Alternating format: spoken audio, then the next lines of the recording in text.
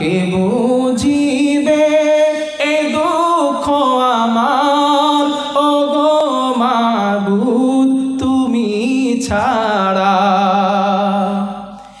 কেটে যায়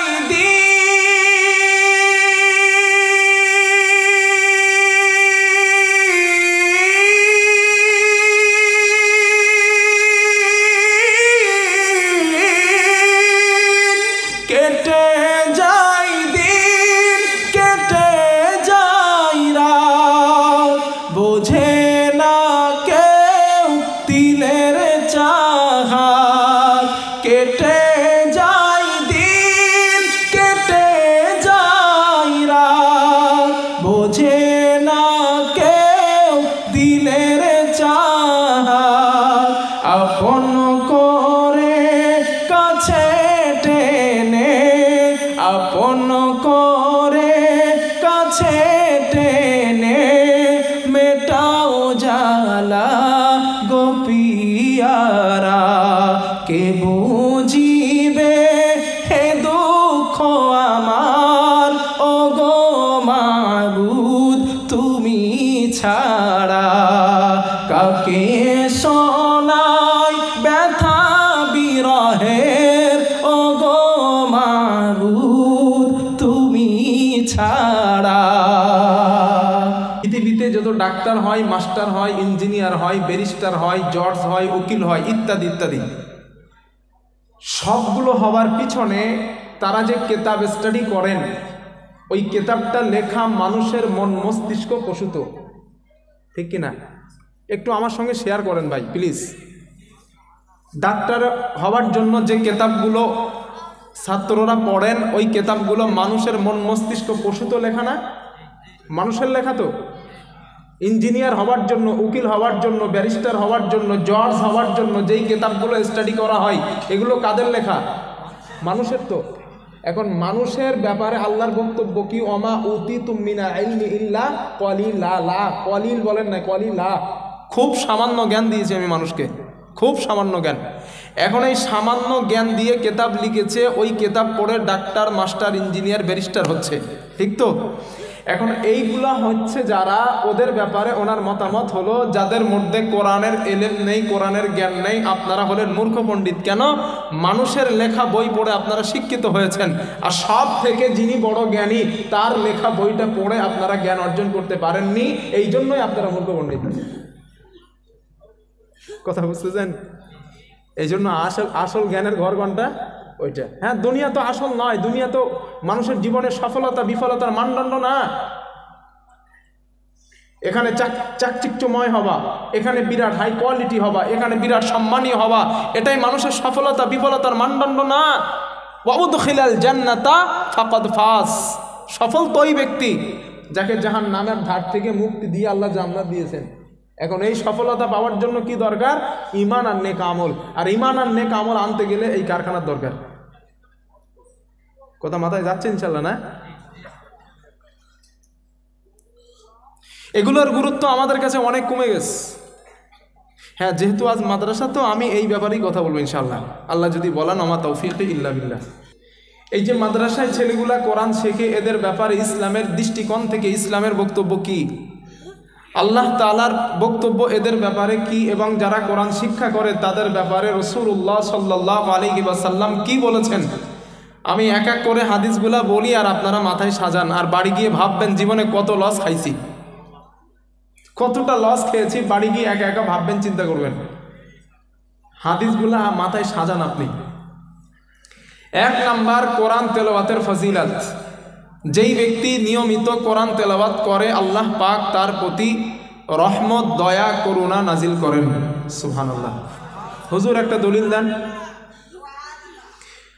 আল্লাহ রাব্বুল আলামিন বলেন, আল্লাযীনা ইয়াতলুনা কিতাবাল্লাহি ওয়া আকামুস সালাতা ওয়া আনফাকু মিম্মা রাযাকনাহুম সিররান ওয়া আলানিয়া ইয়ারজুনা তিজারাতান লান তাবুর লিইউফিয়াহুম উজুরাহুম ওয়া ইয়াজিদ يزيدهم من فضله জোরে বলেন আল্লাহু আকবার।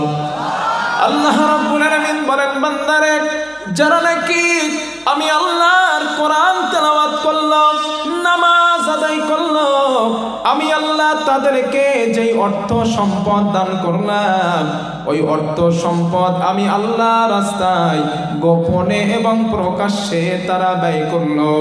আল্লাহ বলেন ওরা এমন একটা ব্যবসার আশা করলো যেই ব্যবসায় কখনো লস হয় না, লাভ আর লাভ। জোরে জোরে বলেন সুবহানাল্লাহ। আল্লাহ বলেন সেটা কেমন ব্যবসা? আল্লাহ তাআলা কোরআনের মধ্যে বলেন লিইউফিয়াহুম উজুরাহুম ওয়া ইয়াজিদাহুম মিন ফাদলি। আল্লাহ বলেন নামাজ পড়ার কারণে, কোরআন তেলাওয়াত করার কারণে, গোপনে প্রকাশ্যে আমি আল্লাহ রাস্তায় দান করার কারণে আমি প্রতিনিয়ত দয়া করুণা রহমত নাজিল করে দেই। জোরে জোরে বলেন সুবহানাল্লাহ। এই ঘরটায় যারা পড়ে এদের প্রতি প্রতিনিয়ত রহমত করুণা দয়া নাজিল করেন কে? একটু জোরে বলেন। তাহলে আসল ঘরটা কোনটা? এটাই তো আসল, ওইটাই। কিন্তু ওর কদর আমাদের কাছে নাই, এর কদর আমাদের কাছে নাই। ফজিলত নাম্বার 2, হযরত ওমর রাদিয়াল্লাহু তাআলা আনহুর নাম তো শুনছেন না? মুসলিম জাহানের দ্বিতীয় খলিফা হযরত ওমর রাদিয়াল্লাহু তাআলা আনহু নাফে ইবনে আব্দুল্লাহ নামে এক ব্যক্তিকে মক্কার গভর্নর বানিয়েছিলেন। ওই দুজনের সঙ্গে একদিন দেখা, হাদিসে আসছে লাকিয়াহু ওমর বি উসফান। উসফান একটা এলাকার নাম। ওই এলাকায় দুইজনের সঙ্গে সাক্ষাৎ। এবার কি ঘটনাটা ঘটে দেখেন। হযরত ওমর রাদিয়াল্লাহু তাআলা আনহু হযরতে নাফেকে জিজ্ঞেস করলেন, নাফে মান ইস্তাখলাফতা আলা আহলিল ওয়াদি। ও নাফে, মক্কার আশেপাশের গ্রাম অঞ্চলে শাসক তুমি কাকে বানিয়েছো? হযরতে নাফে জবাব দিলেন, আমিরুল মুমিনিন ইবনা আবজা। আমি ইবনা আবজাকে মক্কার আশেপাশের গ্রাম্য অঞ্চলের শাসক বানালাম। হযরত ওমর বলেন, নাফে মান ইবনু আবজা? ও নাফে, আমি ইবনু আবজাকে চিনি না, তার পরিচয় আমি জানি না। হযরতে নাফে জবাব দিলেন, আমিরুল মুমিনিন হুয়া রাজুলুম মিন মাওয়ালিনা।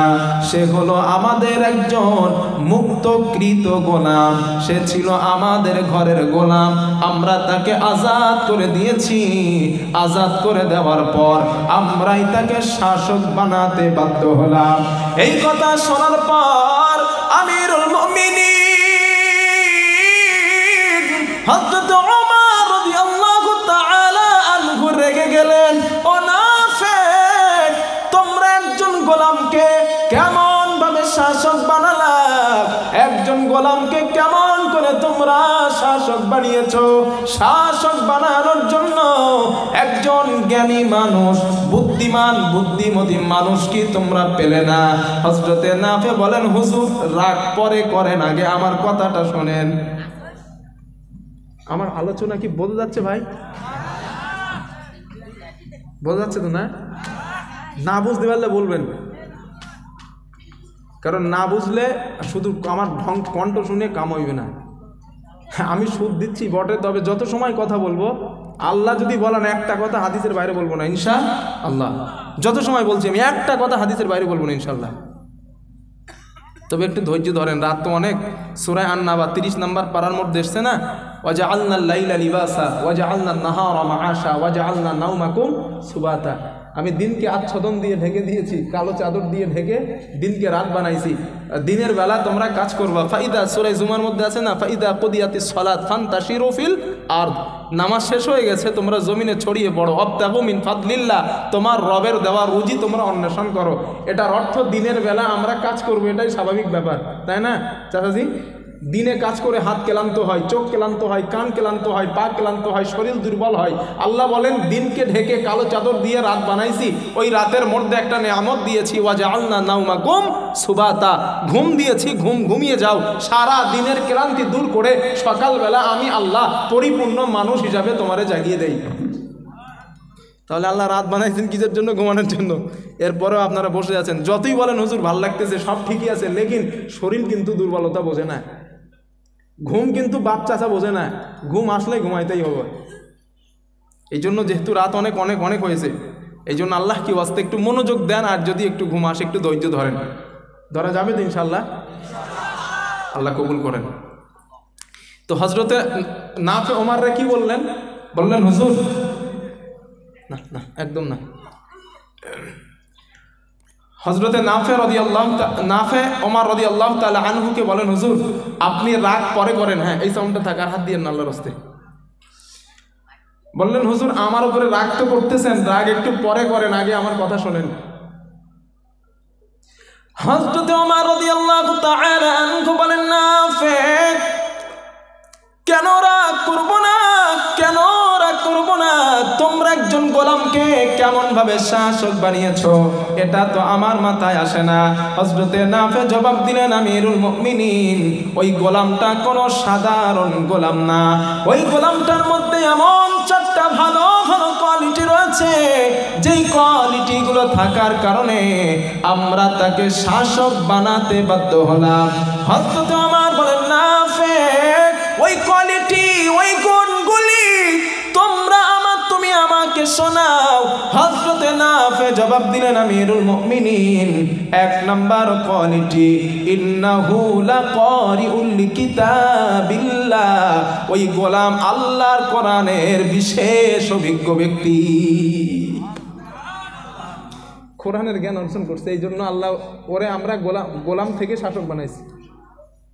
দুই নাম্বার আলিমুম বিল ফরাইজ, ওই গোলামটা ফরাইজ বিদ্যায় বড় দক্ষ।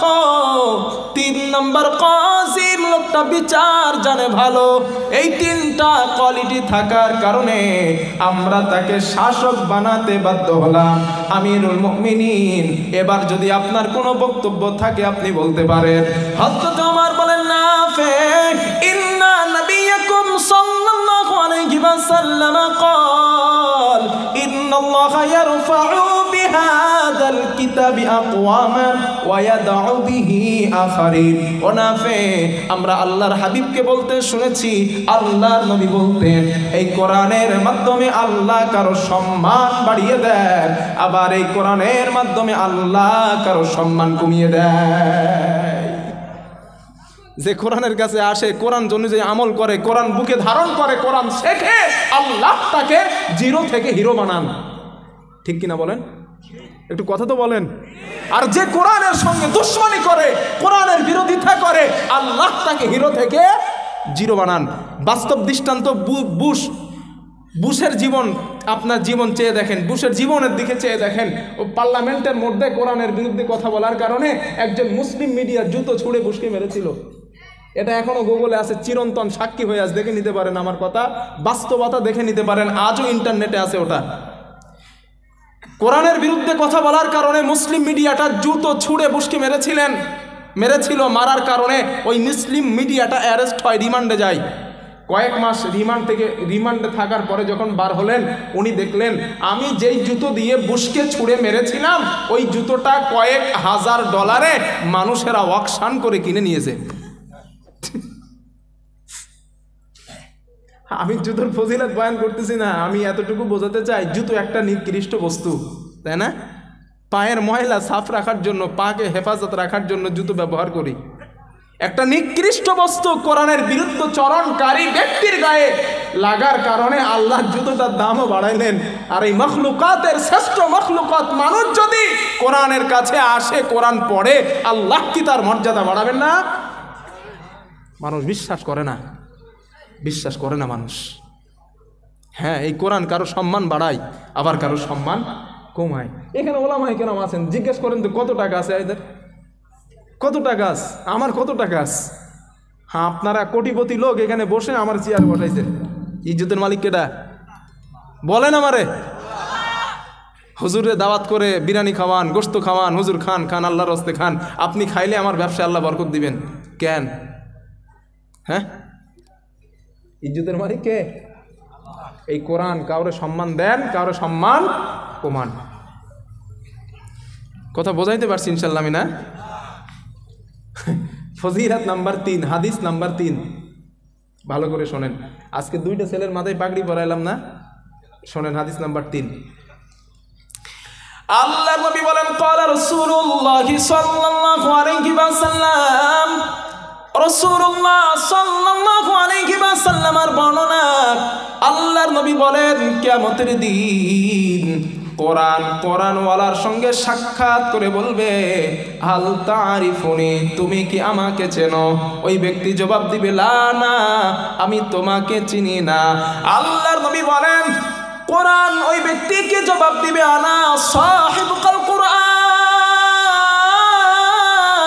আমি তোমার দুনিয়ার সাথী আল কোরআন, আল্লাযী আসবাহতুকা ফিল হাওয়াজির, রমজান মাসে দিনের বেলা আমি কোরআন তোমাকে খেতে দিই নাই, মানে আমার হুকুমে তুমি রোজা রেখেছিলে। ওয়াসহারতু লাইলাতাক, রাতের বেলা আমি তোমাকে ঘুমাতে দেই নাই, মানে রাত জেগে জেগে ওই মাদ্রাসার ছেলেগুলা কোরআন তেলাওয়াত করেছিল। আল্লাহর নবী বলেন, ও আমার উম্মাত, ফায়ুতাল মুলকু বিয়ামিনিহি, হাফেজে কোরআনের ডান হাতে আল্লাহ জান্নাতের বাদশাহী দিয়ে দিবে। ওয়াল খুলদা বিয়াসারিহি, হাফেজে কোরআনের বাম হাতে আল্লাহ চিরস্থায়ী জান্নাতে বসবাসের সার্টিফিকেট দিয়ে দিবে।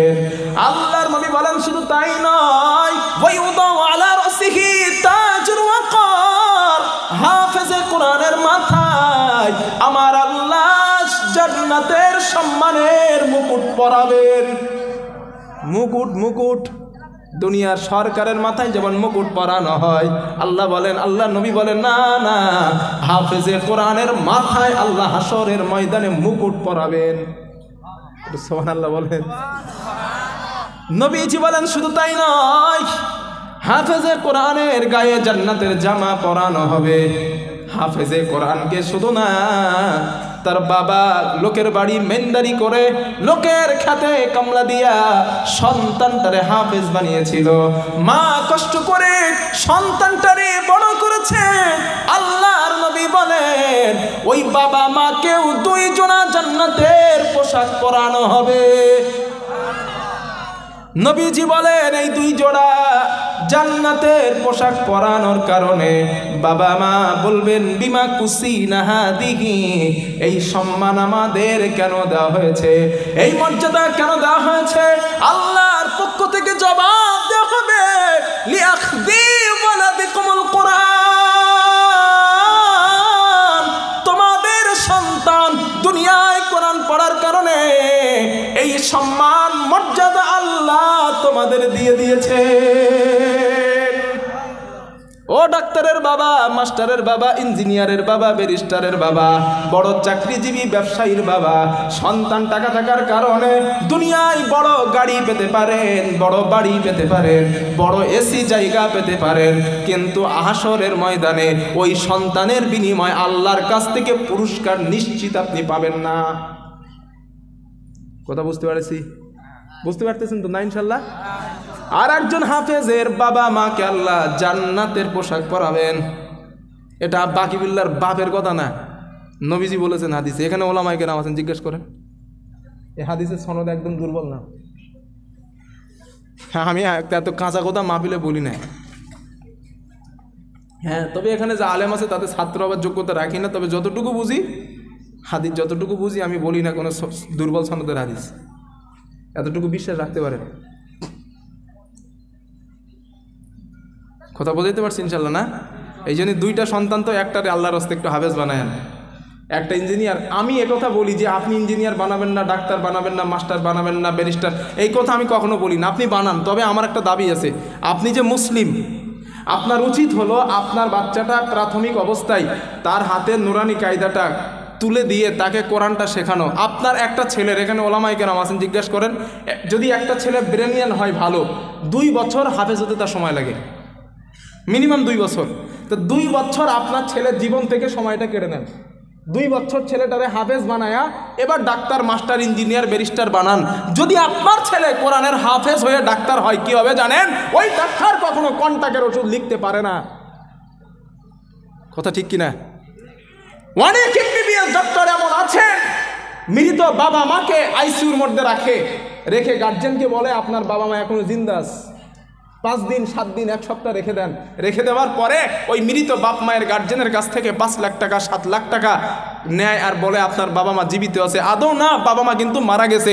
আপনার ছেলে চেনাই যদি রবের কোরআনটা থাকে, ওই ছেলে হাফেজে কোরআন, এমবিবিএস ডক্টর কখনো মানুষকে ধোঁকা দিয়ে মৃত বাপ মায়ের গার্জেনের কাছ থেকে টাকা আদায় করতে পারে না। বাঁচবেন আপনার আর আমার মতো সাধারণ জনগণ। 2টা বছর সময় কেড়ে নেন আপনার সন্তানের জীবন থেকে, 2টা বছর, বেশি নেওয়া লাগবে না। আপনার টাকা আছে, ইচ্ছা স্বপ্ন ডাক্তার বানাইবেন, বানান আপনি, মাস্টার বানাইবেন, বানান আপনি, ইঞ্জিনিয়ার বানাইবেন, বানান আপনি, আমার প্রশ্ন নাই। তবে আপনি মুসলিম, আপনার দায়িত্ব সন্তানকে কোরআনটা শেখানো। হুজুরেরা এই কথা বললেই বলে সারাটা কোরআন ছাড়া কিচ্ছু বোঝে না। বুঝবেন নিষেধ বন্ধক, ফেরেশতা যখন পেটান দেবে তখন বুঝবেন। পৃথিবীর যত বড় বড় মুফতি সব চায়ের দোকানে বসে আছে, যত বড় বড় ফতোয়ার কেতাব সব চায়ের দোকানে।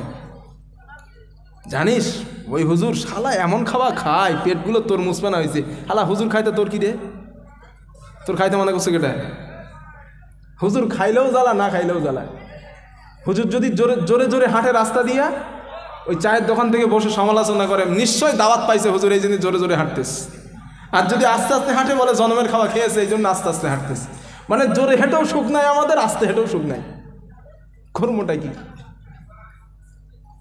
ওলামায়ে কেরামদের টিটকারি করিয়েন না। পারলেন নিজে ওলামায়ে কেরাম হন, আলেম হন, নিজে কোরআনের হাফেজ হন, বুঝবেন এই জায়গাটায় আসার মজা কত, বুঝবেন।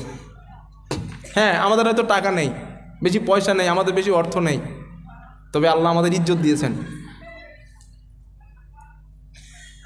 আমি কিন্তু আপনাদের বিরোধিতা করছি না ভাই, এটা যেন বুঝেন না হুজুর বিরোধী না, আমি বিরোধিতা করছি না। আমি যারা এখানে পড়ে ওদের মর্যাদাগুলো বয়ান করতেছি। হাদিস নাম্বার 4। এই যে ছেলে দুটোর মাথায় পাগড়ি দিলাম, এদের অবস্থা এবার দেখেন কি হবে। নবীজি বলতেছে, আপনারা বিরক্ত হচ্ছেন না তো ভাই? ইনশাল্লাহ। আল্লাহর নবী বলেন, ক্বালা রাসূলুল্লাহ সাল্লাল্লাহু আলাইহি ওয়াসাল্লাম, রাসূলুল্লাহ সাল্লাল্লাহু আলাইহি ওয়াসাল্লামের বর্ণনা, মান ক্বারাআল কুরআন ফাস্তাযহারাহু ফাহাল্লা হালালাহু ওয়া হাররামা হারামাহু আদখালাহুল্লাহুল জান্নাহ। আল্লাহর নবী বলেন, যেই ছেলেটা কোরআনের হাফেজ হয়ে যায়, ফাহাল্লা হালালাহু, কোরআনের হালালকে হালাল গ্রহণ করলো, মানে কোরআনের আদেশগুলা মেনে নিল, ওয়া হাররামা হারামাহু, কোরআনের নিষেধ জিনিসগুলা ছেড়ে দিল। আল্লাহর নবী বলেন, আদখালাহুল্লাহুল জান্নাহ, আমার আল্লাহ তাকে দয়ার জান্নাত দিয়ে দিবে। রাহমাতুল লিল আলামিন বলেন, আমার উম্মত, শুধু আমার আল্লাহ তাকে জান্নাত দিবেন না, ওয়াশাফাহু ফি আশরাতিন মিন আহলি বাইতিহি কুল্লুহুম ক্বাদ ওয়াজাবাত লাহুম নার। আল্লাহ নবী বলেন, ওই কোরআনের হাফেজের পরিবার থেকে 10 জন জাহান্নাম প্রাপ্ত ব্যক্তি, যারা জাহান্নামের টিকিট হাতে পেয়েছে, জাহান্নামে চলে যাবে, এমন 10 জন জাহান্নাম প্রাপ্ত ব্যক্তিকে ওই কোরআনের হাফেজ সুপারিশি করে আল্লাহর জান্নাতে নিয়ে যাবে। জোরে জোরে বলেন সুবহানাল্লাহ, লিল্লাহি তাকবীর। ওই কোরআনের হাফেজ সুপারিশ করে আল্লাহর জান্নাতে নেবে। ভাই এর থেকে আর কি চান বলেন? এই জন্য পারলে একটা ছেলের একটু কোরআনের হাফেজ বানায়েন, আল্লাহ কবুল করেন, বলেন আমিন। হাদিস নাম্বার 5। আল্লাহর নবী বলেন, ক্বালা রাসূলুল্লাহ সাল্লাল্লাহু আলাইহি ওয়াসাল্লাম, রাসূলুল্লাহ সাল্লাল্লাহু আলাইহি ওয়াসাল্লামের বর্ণনা, আল্লাহর নবী বলেন ফাওয়াল্লাযী নাফসু মুহাম্মাদিন বিয়াদি, নবীজি বলেন যেই সত্তার হাতে, যেই আল্লাহর হাতে আমি নবী মুহাম্মাদের প্রাণ, আমি নবী মুহাম্মাদের জান, ওই আল্লাহর নামের কসম করে বলছি, কসম করে বলছি, মা মিন মুতাআল্লিমিন ইখতালিফু ইলা বাবি আলিমিন, আল্লাহর নবী বলেন এমন কোন তালিবুল ইলম নাই, এমন কোন কোরআনের ছাত্র নাই যেই ছেলেটা মাদ্রাসার হুজুরের কাছে যান, হুজুর আমি কোরআনটা শিখতে চাই, আপনি আমাকে কোরআনটা শিখিয়ে দেন। নবী বলেন এখনো সে নিয়মিত ছাত্র হতে পারে নাই, ওস্তাদের দরজায় আসে আর যায়, আমি আপনার কাছে ছাত্র হতে চাই, মানে কোরআনটা পড়তে চাই।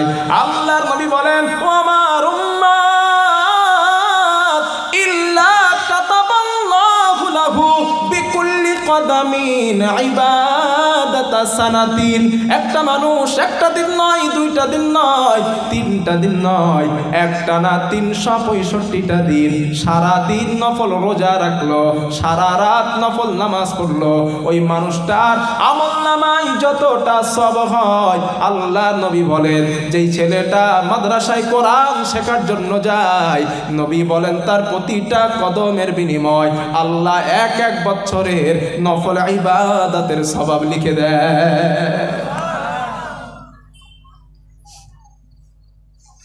আল্লাহর নবী বলেন 2 নাম্বার, ওয়াকদামিন মাদিনাতান ফিল জান্নাত, তার প্রতিটা কদমের বিনিময় আমার আল্লাহ জান্নাত নির্মাণ করে দেন। একটা বাড়ি নয়, একটা প্রাসাদ নয়, একটা গ্রাম নয়, আল্লাহর নবী বলেন একটা সিটি, একটা শহর নির্মাণ করা হয়।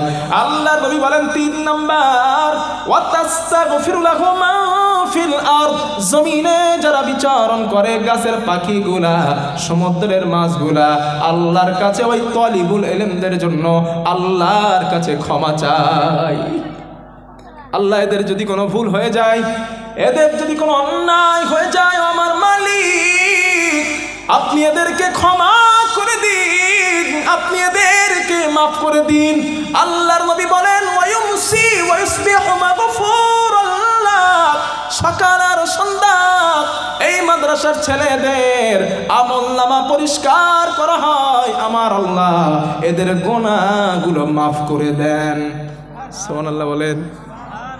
নবীজি বলেন 5 নাম্বার, ওয়া শাহিদাত লাহুল মালাইকাতু বিআন্নাহুম মুতাকাউল্লাহি মিনান নার, ফেরেশতারা সাক্ষী দেন এই সব মাদ্রাসার ছেলেগুলা আল্লাহর পক্ষ থেকে জাহান্নাম থেকে মুক্তি প্রাপ্ত মানুষ।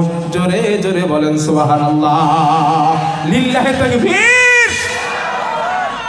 1 নাম্বার, চায়ের দোকানে তো মাদ্রাসার ছেলে নিয়ে সমালোচনা করেন, বিরাট হারে না, শোনেন নবীর কথা শোনেন। 1 নাম্বার, এই ছেলেগুলা এক একটা কদমের বিনিময় 1 বছর নফল ইবাদতের সওয়াব পায়।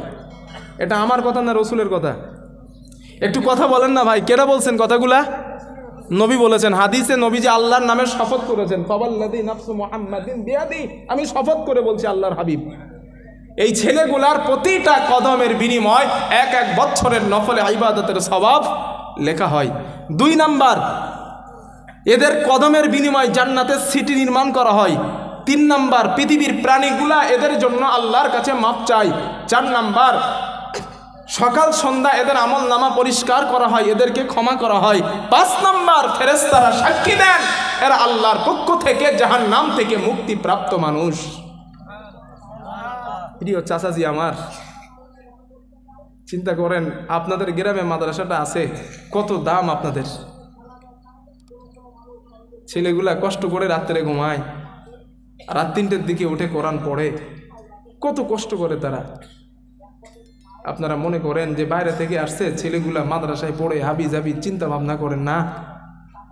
আপনারা সারা রাত ঘুমাইবেন, যে সারা রাত ইবাদত করবেন, যেই সওয়াব পাইবেন, এরা সারা রাত ঘুমাইলে আমার আল্লাহ এদের আমল নামায় ওই সওয়াব দেন।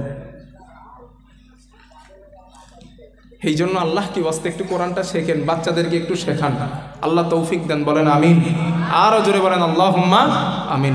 হাদিস নাম্বার 7, হাদিস নাম্বার 7, এদের কত মর্যাদা, কত দাম দেখেন এদের।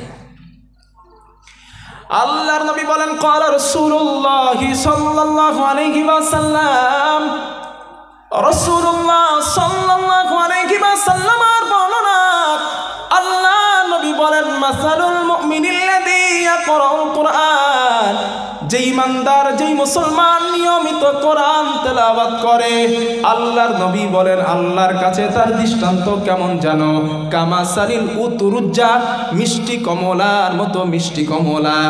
কমলা লেবু চেনেন তো আপনারা? ও ডেকোরেটর ভাই, একটু ইকো আছে না, কমাই দাও তো, আর একটু ইকোটা কেটে দাও তো ভাই। মিষ্টি কমলা লেবু আপনারা চেনেন তো না? হ্যাঁ হ্যাঁ, একটু ইকো কেটে দাও। এক্ষেত্রে আপনাদের এই সুরের কথার মানে কথার সঙ্গে আমার কথার একটু তারতম্য আছে, একটু পার্থক্য আছে। পুরো বাংলা কিন্তু আপনাদের না, আমরা কলকাতার মানুষ, আমাদের মানে মাতৃভাষাটা লিখিত বাংলা। তো কমলা লেবু নিশ্চয়ই আপনারা চেনেন। নবী বলেন যারা নিয়মিত কোরআন পড়ে ওদের দৃষ্টান্ত আল্লাহর কাছে কমলা লেবুর মতো।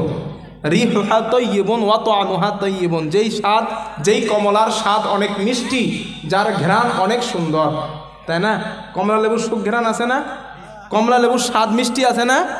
নবী বলেন যেই ব্যক্তিটা, যেই ইমানদার মুসলমান নিয়মিত কোরআন পড়ে আল্লাহর কাছে তার দৃষ্টান্ত মিষ্টি কমলা লেবুর মতো হয়ে যায়। সুবহানাল্লাহ। এই মাদ্রাসার ছেলেগুলা নিয়মিত কোরআন পড়ে না পড়ে না? জোরে বলেন একটু। তাহলে এদের দৃষ্টান্ত আল্লাহর কাছে কেমন? মিষ্টি কমলা লেবুর মতো। আর আপনারা যারা পড়েন না, কি আপনাদের? আল্লাহর নবী বলেন পচা লেবু না ভাই, ওরা সব এক জায়গায় বেশ গোট মেরে।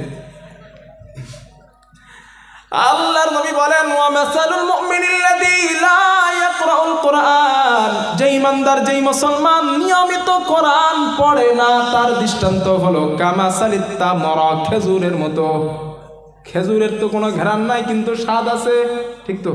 খেজুর খাইতে স্বাদ লাগে না? স্বাদ আছে, লেকিন খেজুরের কোনো ঘ্রাণ নাই। আল্লাহর নবী বলেন যেই ব্যক্তি কোরআন পড়ে না কিন্তু ইমানদার, ইমান থাকার কারণে আল্লাহর কাছে তার স্বাদ আছে, কোরআন না পড়ার কারণে আল্লাহর কাছে তার কোনো ঘ্রাণ নাই। আল্লাহ যেন এদের মতো মাদ্রাসার ছেলেদের মতো আমাদেরকেও মিষ্টি কমলা লেবুর মতো ইমানদার হওয়ার তৌফিক দেন, বলেন আমিন। আরো জোরে বলেন আমিন। আচ্ছা ভাই, এবার একটু হাত তুলতে বলবো, একটু কষ্ট দেবো। আল্লাহর পরিবারের সদস্য হবেন কেটা কেটে? একটু হাত তোলেন তো দেখি। ওইটি বিরাট আশা তো মনের মধ্যেই, হাত নামান। এইরকম আশা না? ওলামা কেরম বুঝে পেলে হুজুর কি বলবে এবার, সেই জন্য ওনারা হাত তোলে নাই। হাদিস শোনেন, আল্লাহর পরিবারের সদস্য হইতেছেন, তাই না? আল্লাহর হাদিস নাম্বার 8, আল্লাহর নবী বলেন ক্বালা রাসূলুল্লাহ সাল্লাল্লাহু আলাইহি ওয়াসাল্লাম, রাসূলুল্লাহ সাল্লাল্লাহু আলাইহি ওয়াসাল্লামের বর্ণনা, নবীজি বলেন ইন্না লিল্লাহি আহমিনা মিনান নাস, নবীজি বলেন দুনিয়ায় মানুষের মধ্যে এমন কিছু মানুষ আছে যারা আল্লাহর পরিবার, আল্লাহর পরিবার, আল্লাহর পরিবার। সাহাবারা নবীকে জিজ্ঞাসা করলেন মানহুম ইয়া রাসূলুল্লাহ, আল্লাহর নবী আপনি আমাদেরকে বলেন আল্লাহর পরিবার কারা, আল্লাহর আস্তাফা জন কারা? আল্লাহর নবী জবাব দিলেন ও আমার সাহাবারা, আহলুল কুরআন হুম আহলুল্লাহ ওয়া খাসাতুহু, আল্লাহর পরিবার হলো দুনিয়ায় তারা, দুনিয়ায় কোরআন পড়নে ওয়ালা লোক যারা। জোরে জোরে বলেন সুবহানাল্লাহ। এই মাদ্রাসার ছেলেগুলা যারা এখানে বসা মাদ্রাসায় পড়াশোনা করে এরা কিন্তু আল্লাহর পরিবার, ঠিক কিনা বলেন? আল্লাহর পরিবার না? এখন আল্লাহর পরিবারকেই তো সাহায্য করা, সহযোগিতা করা, ওদের সঙ্গে ভালো ব্যবহার করা উচিত, ঠিক কিনা বলেন? আল্লাহর পরিবারের সঙ্গে বিয়াদবি করলে আল্লাহ রাগ করবে না? এটা সাধারণ কমন সেন্সে কি বলে ভাই? আল্লাহ রাগ করবে না? আচ্ছা একটা এক্সাম্পল দেয়, এটা তো পশ্চিমবাংলার মধ্যে কুচবিহারটা। এখন পশ্চিমবাংলার মুখ্যমন্ত্রী মমতা ব্যানার্জি, তো ওনার একজন ভাইপো আছে, ওনার নাম অভিষেক ব্যানার্জি।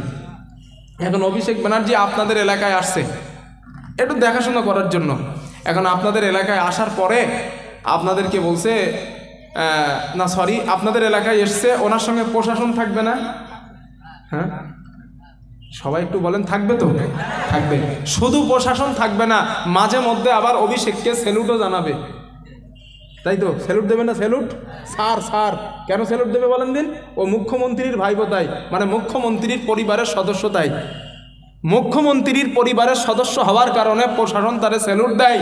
এই মাদ্রাসার ছেলেগুলা যারা আল্লাহর পরিবারের সদস্য, আল্লাহর প্রশাসন ফেরেশতারা এদেরকে স্যালুট দেবে।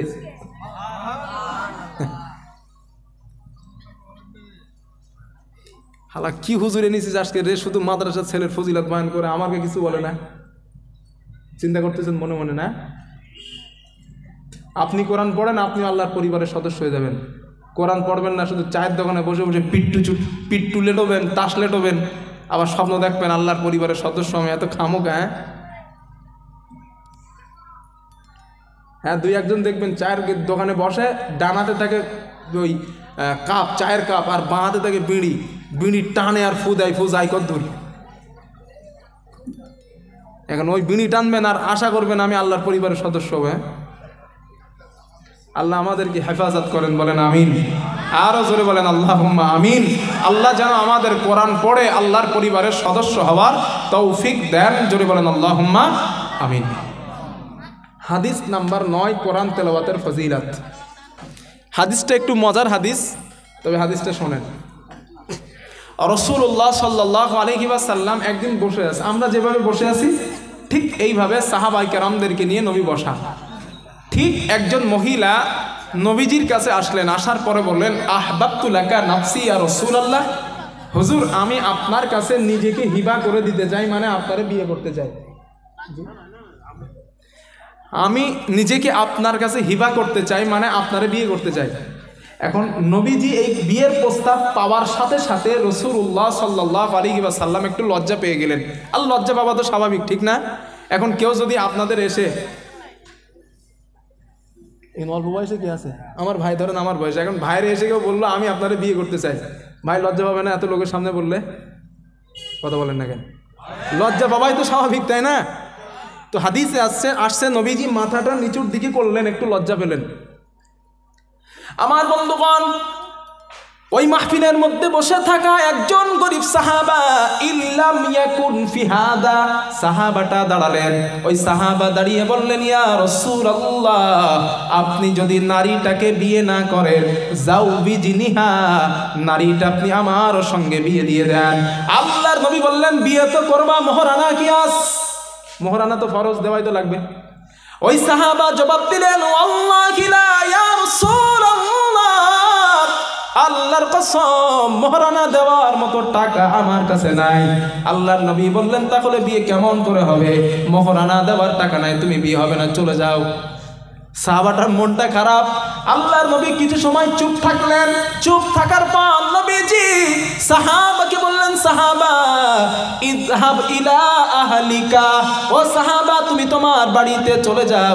ফানজুর হাল তাজিদু ইনদিকা মিন শাই, তুমি বাড়িতে গিয়ে দেখো কোন জিনিস যদি তুমি পাও, ওইটা আমার কাছে তুমি নিয়ে আসবা। ওয়ালাউ খাতিমান বিল হাদিদ, একটা লোহার আংটিও যদি তুমি পাও, ওই আংটিটা তুমি আমার কাছে নিয়ে আসবা। ওইটার বিনিময় আমি রাসূলুল্লাহ মোহরানা ধার্য করে দিয়া নারীটার সঙ্গে তোমাকে বিয়ের ব্যবস্থা করে দেব। কত গরিব, চিন্তা করেন। সাহাবা বাড়ি যাবার পর দেখে কিছু নাই, নবীর কাছে ফিরে আসছে। আসার পরে বলেন, ইয়া রাসূলুল্লাহ, আল্লাহর কসম আমি বাড়িতে কিছু পাই নাই, আমার গায়ে যেই জামাটা, এই জামাটা ছাড়া আমার কাছে আর কিচ্ছু নাই। আল্লাহর নবী বলেন, বিয়ে হবে না, চলে যাও। সাহাবাটা চলে যাচ্ছে। কিছু দূর যাওয়ার পর আল্লাহর নবী ডাকলেন, সাহাবা এদিকে আসো। সাহাবা নবীজির কাছে আসলেন। আল্লাহর হাবিব জিজ্ঞাসা করলেন, সাহাবা তুমি কি কোরআনের কোন অংশ তোমার মুখস্থ আছে? কোরআনের কোন সূরা কি তোমার মুখস্থ আছে নাকি? ওই সাহাবা বললেন, ইয়া রাসূলুল্লাহ সূরাতুন মাই সূরাতুন কাযা ওয়া কাযা, আমার কোরআনের ওই সূরাগুলা মুখস্থ, ওই সূরাগুলো আমি পারি। আল্লাহর নবী বলেন সাহাবা টেনশন করো না, ওই সূরাগুলাকে মোহরানা ধার্য করে দিয়া এই মেয়েটার সঙ্গে তোমাকে বিয়ের ব্যবস্থা করে দিলাম। জোরে জোরে বলেন সুবহানাল্লাহ। যাও এইগুলো তোমার বিবিরে মুখস্থ করিয়ে দিবা, তোমার মোহরানা আদায় হয়ে যাবে। তবে ভাই হ্যাঁ, এটা বুখারী শরীফের হাদিস, এটা বুখারীর হাদিস বইলে জানা আমল করতে যায় না যে হুজুর আজ থেকে আর টাকা মোহরানা দিব না, এবার বলবো আমার সূরা কুলুস সূরা ইন্না তাই না মুখস্থ, তোমার মুখস্থ করাই দিব মোহরানা শোধ। না না, আবার এই গজবে যেন পড়েন না। এই হাদিস আমল করতে গেলে মুফতি সাহেবদের কাছ থেকে ফতোয়া নিয়েন যে হুজুর এই হাদিসটা বর্তমান জামানায় আমল করা জায়েজ আছে কিনা, যাবে কিনা। এখন তো হাদিসে থাকলে আমল করে ফেলে সব। হ্যাঁ, আমি হাদিসের অনুসরণ করি, হাদিসে আছে। হাদিসে থাকলেই ইসলামে অনুসরণ করার কোনো সুযোগ নাই। কথা বুঝাইতে পারছি? হাদিসে আছে, হ্যাঁ, এটাও বুখারী শরীফের হাদিস। এখানে ওলামায়ে কেরাম আছেন, জিজ্ঞাসা করেন রাসূলুল্লাহ সাল্লাল্লাহু আলাইহি ওয়াসাল্লাম সূর্য গ্রহণের নামাজ পড়তেছেন, নামাজ পড়া অবস্থায় আমার হাতের দিকে তাকান, বুখারী শরীফের হাদিস। এখানে ওলামায়ে কেরাম আছেন, জিজ্ঞাসা করেন, ভুল বললেন তারা বলবেন। নবীজি হাতটা এমন করলেন, কিছু ধরতে গেলেন, ধরতে গিয়ে আবার নবী হাতটা নিজের কাছে আনলেন, আবার ধরতে গেলেন, আবার নিজের কাছে আনলেন। সাহাবারা বলছেন দাঁড়া, নামাজ শেষ হোক, নবী তো ধরতেছে। নবী নামাজের মধ্যে এরকম করলো কেন? কোনোদিন তো করে নাই। নামাজ শেষ হওয়ার পরে নবীজিরে সাহাবারা জিজ্ঞাসা করছেন, হুজুর আপনি নামাজের মধ্যে কি ধরতে গেলেন, আমার পিছিয়ে আসলেন, কারণটা কি? নবী বলেন, সাহাবা এটা করছি কেন জানো? আমি যখন নামাজ পড়ছিলাম আমি দেখলাম আমার সামনে জান্নাতকে আল্লাহ হাজির করেছেন। সুবহানাল্লাহ। আমি ওই জান্নাতের মধ্যে জান্নাতের আঙ্গুরের থলি দেখতে পাচ্ছিলাম, আমি ওই থলিগুলা দুনিয়ায় আনতে চেয়েছিলাম। আবার চিন্তা করলাম এইগুলা দুনিয়া আনবো, এ তো জান্নাতের জিনিস, তাই পিছিয়ে আসছিলাম। আবার মনে করলাম আনি। তবে সাহাবারা শোনো, ওই আঙ্গুর যদি দুনিয়ায় আনতে পারতাম, কিয়ামত পর্যন্ত আমার প্রত্যেকটা উম্মতের কিসমতে এই জান্নাতের আঙ্গুর থাকতো। সুবহানাল্লাহ। এটা কি কোন হাদিসে আছে? এই হাদিসটা বুখারী শরীফের হাদিসে আছে। এখন এই হাদিসটা আমল করেন।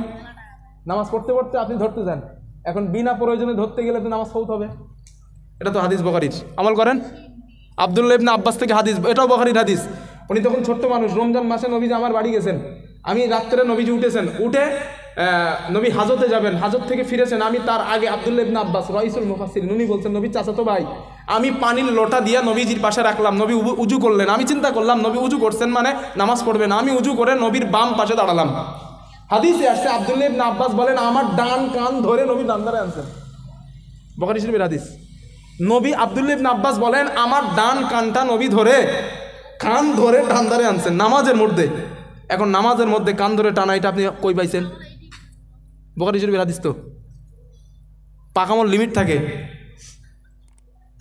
হ্যাঁ, আমি আলুল হাদিস। হ্যাঁ, হাদিস সহি হাদিস। রাসূলুল্লাহ সাল্লাল্লাহু আলাইহি ওয়াসাল্লামের 11 জন বিবি 2 জন দাসী ছিলেন, আপনি করেন 11টা বে, এটাও সহি হাদিস আছে। এটাও সহি হাদিস। নবীজি ইফতার করতেন না, নবীজি ইফতার করতেন না, সিয়ারি করতেন না, রোজায় থাকতেন। সাহাবারা বললেন হুজুর আমাদের অনুমতি দেন।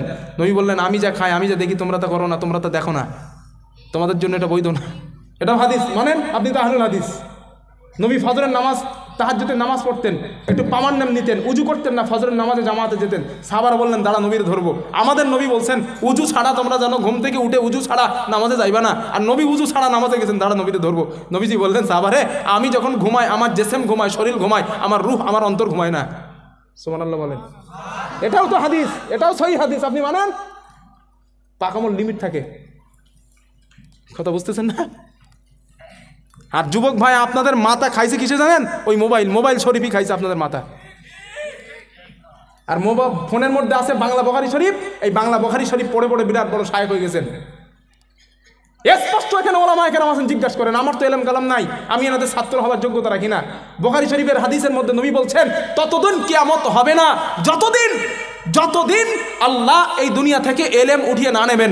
সাহাবারা প্রশ্ন করলেন ইয়া রাসূল, জোর দিছেন না? তাই আছে না? জোর দিয়েছেন না? জোর দেন না। সাহাবারা নবীকে জিজ্ঞাসা করলেন হুজুর দুনিয়া থেকে এলেম উঠিয়ে নেওয়ার অর্থ কি আল্লাহ আলেমদের সিনা থেকে এলেম উঠাবেন? নবী বলে না, আলেমদেরকে ওঠানোর মাধ্যমে আল্লাহ এলেমকে উঠিয়ে নেবেন। কথা বুঝতে পারছেন? তখন নবীজি সাল্লাল্লাহু আলাইহি ওয়াসাল্লাম বললেন, আমার সাহাবারা, তখন সাধারণ মানুষগুলা যোগ্য আলেম খুঁজে পাবে না, তখন জাহেলদেরকে আলেম বানাবে, জাহেলদেরকে আলেম বানাবে। আর ওই জাহেলেরা স্টেজের মধ্যে বসে এমন কোনো প্রশ্ন নাই যেই প্রশ্নের জবাব ওই জাহেলগুলো জানে না। আলেম নামের জাহেল, যার আরবি এবার একটাও পড়তে পারে না, আরবিটা শুদ্ধ করতে পারে না, কোথায় জবর হলে অর্থ কি হয়, জের হলে অর্থ কি হয়, পেশ হলে অর্থ কি হয়, এতটুকু জ্ঞান যাদের নাই, ওরা বড় বড় শাহেক সেজে এখানে বসে আছে, আর এমন কোনো প্রশ্ন নাই তার উত্তর বেটা জানে না। নবী বলেন, ও ধ্বংস, প্রশ্নকারী ধ্বংস, উত্তর দাতা, উত্তর যিনি নিয়েছেন, উত্তর গ্রাহিতাও ধ্বংস, দুজনাই জাহান্নামী। এটা বুখারী শরীফের হাদিস, পারলে কেটে দেন কথাটা।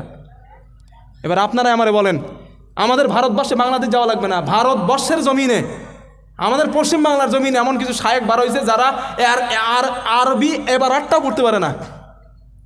আমি গতদিন মুর্শিদাবাদের ডোমকলে বলছি, একদম সেইখানে একদম জায়গায় বলে এসছি, বলছে আমার সামনে যদি এক লাইন, আমার সামনে কোনো বড় হুজুরির সামনে পড়তে হবে না, আমার সামনে যদি এক লাইন আরবি এবারাত পড়তে পারে, আমি জীবনে মাইকে কথা বলে ছেড়ে দেবো, যদি সত্যভাবে এক লাইন আরবি এবারাত পড়তে পারে। এরা হলো শাহেক। আর আপনারা যুবক ভাই স্কুলে পড়াশোনা করছেন, উফ, আমার মাদ্রাসার ইমাম সাহেব হুজুর তো কোনোদিন এই কথা বলে নাই যে নাভির নিচে হাত বাঁধতে হবে, এটা অমুক হাদিসের অত নাম্বার হাদিসে আছে। আর ইউটিউবের শাহেক সাহেব হুজুর তো হাদিস নাম্বার ধরে বলছে নাভির নিচে হাত বাঁধা বেদাত, এটা জাল হাদিস, বুকের উপরে হাত বাঁধা সই হাদিস। আপনার মাথার স্ক্রু ঢিলা হয়েছে, আপনি সবগুলা বাদ দিয়ে বুকের উপরে হাত বাঁধা শুরু করছেন। ইমাম আজম আবু হানিফা রহমতুল্লাহ হাদিস বুঝতেন না, আশরাফ আলী থানভী রহমতুল্লাহ হাদিস বুঝতেন না, তায়ের শাহ হুজুর হাদিস বুঝতেন না, আসাদ মাদিন রহমতুল্লাহ হাদিস বুঝতেন না, যত হাদিস তোমার হুজুর বোঝে। এই যুবক বেশি আছো বলে কথাগুলো বলছি, আল্লাহর রাস্তায় ইউটিউবের হুজুর থেকে বাঁচো, না তো মরবো, বলো কপাল পড়বে তোমার। আলেমকে মাপার জন্য, আলেম মাপার জন্য আলেম হওয়া জরুরি। একজন আলেমের কথা কত শুদ্ধ এটা বোঝার জন্য আলেম হওয়া জরুরি। ডাক্তারের প্রেসক্রিপশন বোঝার জন্য, এই ওষুধের মাত্রা কত ভালো কত কম, ভালো না বেশি, খারাপ না কম, এইটা বোঝার জন্য ডাক্তার হওয়া জরুরি। আপনি সাধারণ মানুষ ইউটিউবে শুনছেন আর আপনি বিপদে পড়তেছেন, আল্লাহ কি বসতে ভাই, কোনো সমস্যার সম্মুখীন হইলে মুফতি সাহেবদের কাছে আসেন, যোগ্য যোগ্য মুফতিরা আছেন, তাদের কাছে যান, তাদের কাছ থেকে সমাধান নেন। আল্লাহ কি বসতে এইগুলো ছাড়েন আপনারা। আল্লাহ আমাদেরকে সঠিক বোঝার তৌফিক দেন, বলেন আমিন। আরও জোরে বলেন আমি। কথাগুলো শুনে কষ্ট পাইছেন মনে হয় না? কষ্ট পেয়েছেন?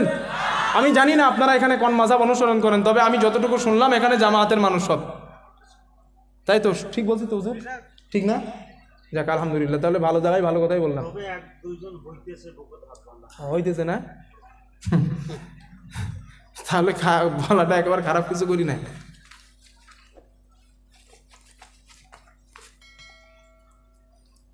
প্রিয় প্রিয় যুবক ভাইয়ের আমার, বুকের, তুমি যদি বুকের উপরে হাত বাঁধার হাদিস একটা দেখাও, 10টা দেখাও, আমি নাভির নিচে হাত বাঁধার হাদিস 50টা দেখামু। আর তোমার হাদিসের মধ্যে 10টার মধ্যে 5টা আমি জাল প্রমাণ করতে না পারলে জীবনে মাইকে কথা বলবো না, কোনো হুজুর লাগবে না ইনশাল্লাহ আমার, আমি একাই যথেষ্ট। আমার সামনে একদিন বসবে তুমি, একদিন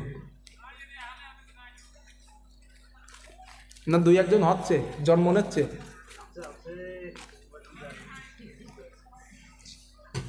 এই জন্য ভাই, দুটো ভাই হাত দুটো ধরে বলতেছে, আল্লাহ কি বাস্তে ইউটিউবের হুজুরদের কাছ থেকে সমাধান নেওয়া বাদ দেন। আপনার গ্রামে যারা যোগ্য মুফতি সাহেব আছেন, দেওবন্দ, দারুল উলুম দেওবন্দ থেকে পড়াশোনা করছে, আপনারা তারা যাইতে মনে করেন না। আমি তো দারুল উলুম দেওবন্দের হুজুরদের সামনে, আলেমদের সামনে কথা বলতে ভয় পাই, আমার ভয় লাগে। আমার বোনাই, আমার ছোট ভাই, ওরা সব দারুল উলুম দেওবন্দের ফারাক, আমার কপালে নাই। আমি তো ছোটবেলায় বদমাশ ছিলাম, তো ওই জন্য হয় নাই আমার ভাই বোনাই টোনাই সব দারুল উলুম দেওবন্দের ফারাক। আপনাদের কুচবিহারে ওর অনেক সাথী আছে, কুচবিহারে। তা হাদিস কটা বলছিলাম আমি? 8টা না 9টা হুজুর? 9টা বলছিলাম না? কোরআনের ফজিলাত নাম্বার 10।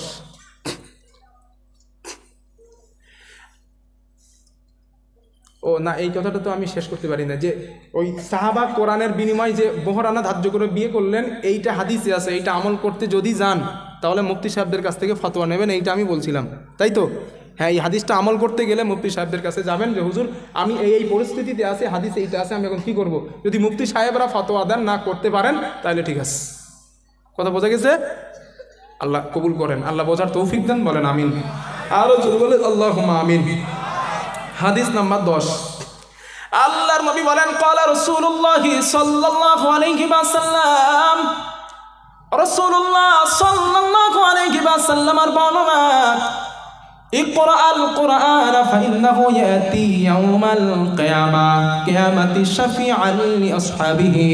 আল্লাহর নবী বলেন আমার উম্মত তোমরা বেশি বেশি করে কোরআন পড়ো, কোরআন পড়ো, বেশি বেশি করে তোমরা কোরআন পড়ো, কেননা কোরআন কিয়ামতের দিন আল্লাহর সামনে তোমার পাশে সুপারিশকারী হিসাবে দাঁড়িয়ে যাবে। জোরে জোরে বলেন সুবহানাল্লাহ। এরপরে আল্লাহর নবী বলেন ও আমার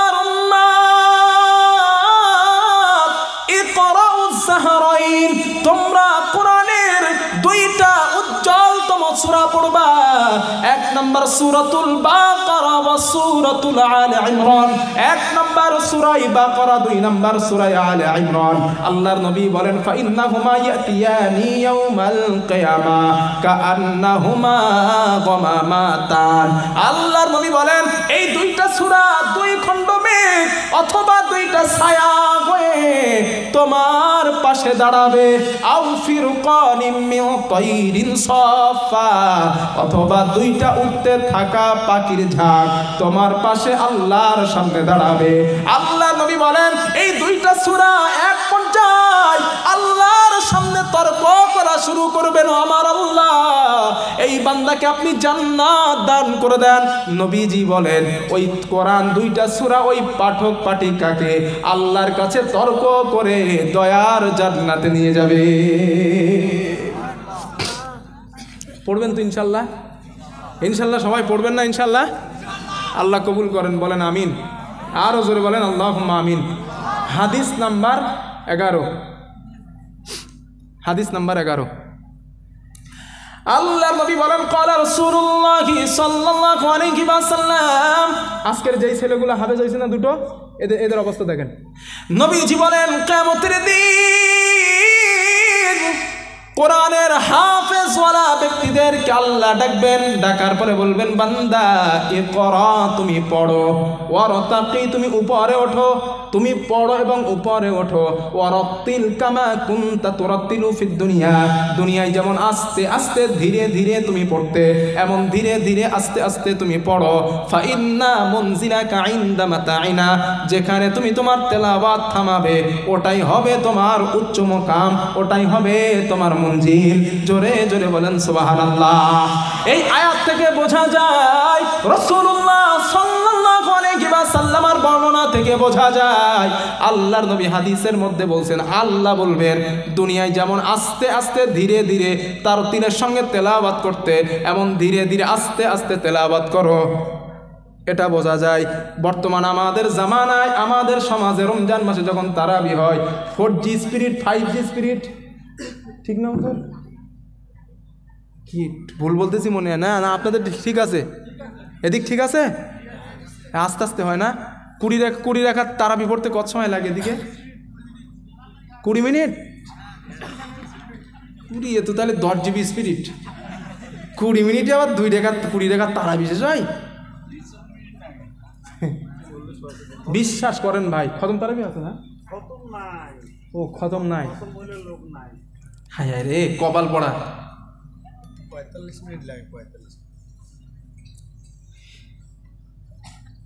কি জানেন, ওলামায়ে কেরামদেরকে আপনারা যেইভাবেই বলবেন ওলামায়ে কেরাম ওইভাবেই পড়াবে। কিছু কিছু লোক আছে দেখবেন যদি একটুখানি দেরি হয় রুকু শেষ দেয়, গলা কাকার দেয়, তাই না? কিন্তু ওই ব্যাটারে খোঁজ করে দেখবেন চায়ের দোকানে বসে রাতের পর রাত পার করে, ওর সময় যায় না। আর তারাবির নামাজ যদি 40 মিনিটের জায়গায় একটু 50 মিনিট হয়, ওর যত রাগ হয়, হুজুর আজকের খাওয়া মনে হয় বেশি হয়েছে, দেরি দেরি হচ্ছে জানো। ভাই রে, সারাদিন কষ্ট করে রোজা রেখে একটু সওয়াবের নিয়তে তারাবির নামাজ পড়তে গেছেন, এখন তারাবির নামাজ পড়তে গিয়ে যদি তাড়াহুড়া করে নামাজ পড়েন, কে বলছে আপনারা তারাবি পড়তে? হ্যাঁ, আল্লাহ কোরআনে বলছেন ওয়ারাত্তিলিল কোরআনা তারতিলা, তোমরা তারতিলের সঙ্গে কোরআন তেলাওয়াত করো, সহি শুদ্ধভাবে কোরআন পড়ো। আর আপনারা জনগণ হুজুর যত তাড়াতাড়ি পড়াইতে পারেন তত বেতন বেশি, তাই না? যত তাড়াতাড়ি পড়াবেন হুজুর তত টাকা বেশি। না, আল্লাহ কি অবস্থা, এটা করবেন না ভাই। আর ওলামায়ে কেরাম যারা তারাবি পড়ান, আল্লাহ কি ওয়াস্তে এগুলো বাদ দেন, এইগুলো করা একদম উচিত নয়। কারণ আপনি আলহামদুলিল্লাহ রাব্বিল আলামিন রহমানির রহিম মালিকি ইয়াউমিদ্দিন এই স্পিরিটে যে পড়ছেন, সিনের উচ্চারণ আছে আলাদা, শিনের উচ্চারণ আছে আলাদা, সোয়াদের উচ্চারণ আছে আলাদা, জোয়াদের উচ্চারণ আছে আলাদা, এক একটা অক্ষরের এক একটা আলাদা আলাদা উচ্চারণ। সাধারণ মানুষ আপনাদের বোঝানোর জন্য আমি একটা এক্সাম্পল আর একটু ভালো দেই। কোরআনুল কারিমের মধ্যে একটা সূরা আছে সূরা ইখলাস, একটা আছে বড় কাফ, একটা আছে ছোট কাফ।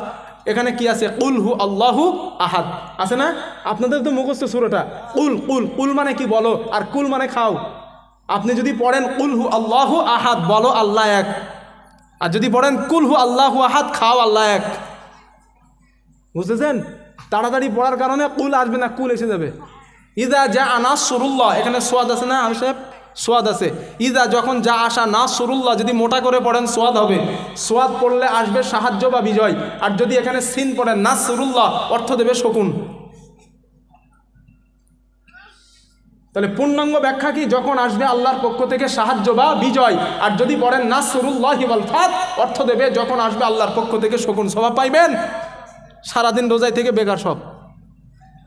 এই জন্য ইমাম সাহেবদেরকে আপনারা তাড়াহুড়া করার জন্য বলবেন না, আল্লাহ কি ওয়াস্তে। আপনারা ইমাম সাহেবকে দরকার হলে এটা বলবেন, হুজুর 40-এর জায়গায় 50 মিনিট লাগুক, আমাদের সওয়াব দরকার, আপনারও সওয়াব দরকার, আমাদেরও সওয়াব দরকার। আপনি আস্তে আস্তে পড়েন, আমরা যেন পরিপূর্ণ বুঝতে পারি। রাজি আছেন না ইনশাল্লাহ? আর একটা হাদিস শুনেন, বুখারীর হাদিস। আল্লাহ রাসূল সাল্লাল্লাহু আলাইহি আম্মা জান আয়েশা হাদিসের রাবী, আন আয়েশা রাদিয়াল্লাহু তাআলা আনহা قالت, আম্মা জান আয়েশা সিদ্দিকা রাদিয়াল্লাহু তাআলা আনহার বর্ণনা, তিনি বলেন, একদিন রাত্রে আমি এবং রাসূলুল্লাহ সাল্লাল্লাহু আলাইহি ওয়াসাল্লাম নবীজির সাহাবা আবি মুসা আশআরী রাদিয়াল্লাহু তাআলা আনহুর বাড়ির পাশ দিয়ে গমন করছিলাম। ও আবু মুসা ইয়াকরাউ, আবু মুসা আশআরী রাদিয়াল্লাহু তাআলা আন কোরআন তেলাওয়াত করতেছিলেন নামাজের মধ্যে। আল্লাহ নবী বলেন, আয়েশা, আমার সাহাবা আবু মুসা আশআরী কত সুন্দর করে না কোরআন তেলাওয়াত করে তুমি দেখো। হযরতে রাসূল এবং আম্মা জান আয়েশা অনেক সময় দাঁড়িয়ে দাঁড়িয়ে আবু মুসা আশআরী রাদিয়াল্লাহু তাআলা আনহুর কোরআন তেলাওয়াত শুনলেন। সকালবেলা আবু মুসা আশআরী আল্লাহর নবীর কাছে যখন আসলেন, নবীজি বললেন, আবু মুসা, তুমি যখন রাতের বেলা কোরআন তেলাওয়াত করছিলা, আমি এবং তোমাদের আম্মা জান আয়েশা তোমার